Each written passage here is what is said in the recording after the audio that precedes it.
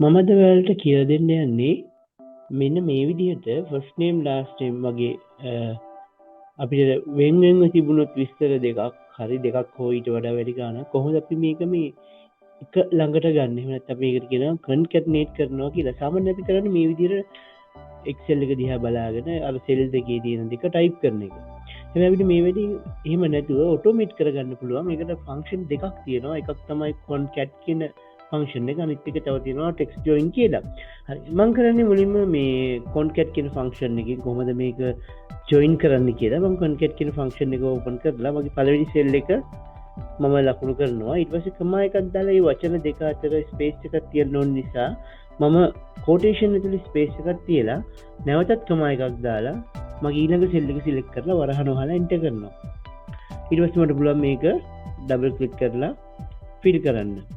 මම double click කරලා feel කරන්න පුළුවන්. එහෙම නැත්නම් අපිට ෆිල් හැන්ඩල් එකෙන් ඇදගෙන ඇවිල්ලා ෆිල් කරන්නත් පුළුවන්. එහෙමත් නැත්නම් අපිට පුළුවන් මේ ඔක්කොම ටික සිලෙක්ට් කරලා control D ප්‍රෙස් කරලා ෆිල් කරගන්න.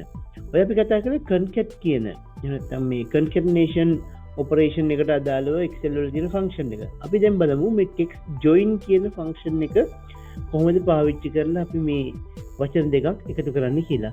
text join එකේදී මම මුලින්ම කියන්න ඕනි මගේ වචන වෙන් වෙන ආකාරය මොකක්ද කියලා.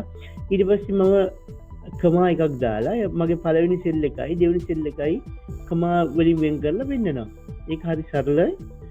මේ අපේ මොනවද concatenation ෆන්ක්ෂන් එකකට වඩා මේ ෆන්ක්ෂන් එක අපිට ලේසියෙන්ම ජොයින් කරගන්න පුළුවන් ටෙක්ස්ට්. මේ වගේ Excel ටිප්ස් ඔයගලන්ට දැනගන්න අපේ channel එක subscribe කරලා තියාගන්න.